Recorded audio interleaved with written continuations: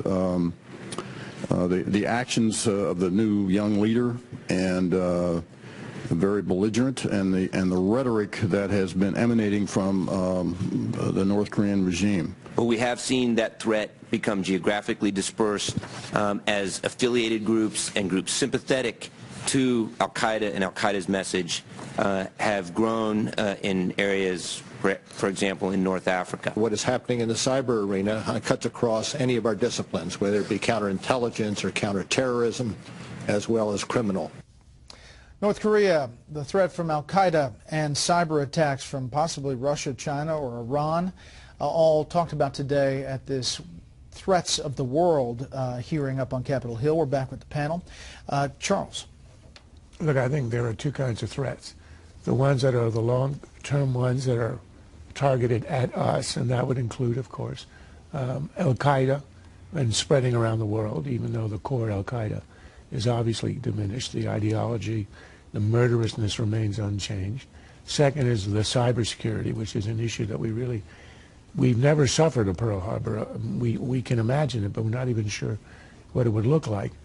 But apart from the long-term threats, and then of course in that list is Pyongyang and of course China in the longer run, is the immediate threat to world peace. And I think the paramount one, the one that sort of interestingly sort of slipped out of our consciousness, is Iran going nuclear. Remember, it was a year ago when our Secretary of Defense, Panetta, said that by 6 months ago, Israel would already have attacked Iran.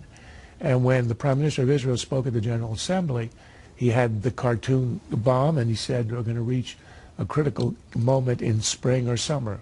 Well, spring starts next week. Okay. Pause for dramatic effect. Thank you. I could say, the 20th of March, and the equinox and all that, but I thought I didn't really have to elaborate at that. Kirsten, at one point during this hearing, the National Intelligence Director was asked about Benghazi, and he was asked what lessons might have been learned from the 9/11 attack in Libya.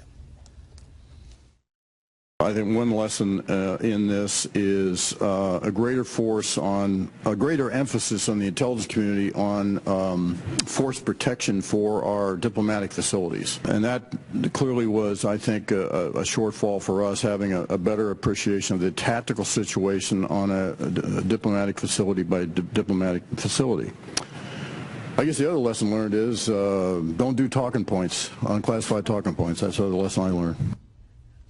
How about that, Kirsten? Obviously referring to Ambassador Susan Rice and her relying on talking points. Well, I mean, I thought it was interesting. He mentioned in the hearing about this pre-9/11 mindset, but he didn't really link it so much with Benghazi. But I do think that that was a little bit of what happened there, is that they didn't have anybody on alert in the area, and I thought, to me, this was the most interesting and most important part of the testimony, which is taking us back to the 90s, when we really had a pre-9/11 mindset and we're cutting intelligence, and they cut the intelligence community by 23%, and he was just really talking about the fact that we need to not get into that mindset again, and how sequestration is affecting the intelligence community, and that we need, and I think that's the biggest thing with Benghazi and in a lot of other areas, that we are really falling back into that mindset. Steve? Well, I actually agree with DNI Clapper that one of the lessons is that the intelligence community shouldn't be doing talking points for policymakers. It's not an appropriate role. But I would say, if you do talking points, don't edit them and allow them to be politicized in the way that they were. The bigger takeaway, was so interesting to watch these hearings because of the apparent consensus, everybody up there, that Al-Qaeda is such a severely diminished threat that, nobody said we don't need to worry about it, but the clear message out of the hearings was that the potential for a strike on the homeland is minimal.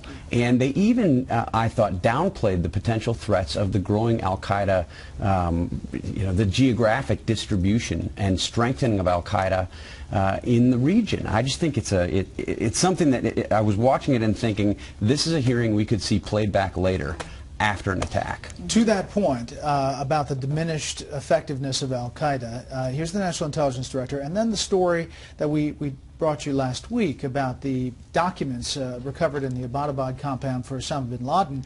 Hundreds of thousands of them believed to not have been released. We've only received 17 of them so far, and apparently they tell us a lot more according to numerous reports. Take a listen. The threat from core Al-Qaeda and the potential for a massive coordinated attack on the United States is diminished, but the global jihadist movement is a more diversified, decentralized, and persistent threat. I think the files probably complicate the Obama administration's overall counterterrorism strategy, and that they show there's a cohesive international terrorist network led by Al-Qaeda that operates to this day, and that Al-Qaeda really isn't that close to defeat. Now, apparently, Charles, these show a lot more interconnected Al-Qaeda steering even affiliates. And it completely undermines the Obama argument that before Election Day and even after Election Day that somehow because of Obama the threat has radically diminished, which also implies that it was the Bush administration and all the things it did, invading Iraq, etc., which was the recruiting element that augmented the jihadists. In fact, that's not true. That didn't affect, as we can see today, it's spreading today without a Bush administration, without Iraq, and with a new Obama administration that opened itself up to the Arab world. So it is intrinsic enmity. It has nothing to do, essentially, with our policies. Do you think we'll see any more of these documents, bin Laden documents? I have no idea. I've stopped for making predictions.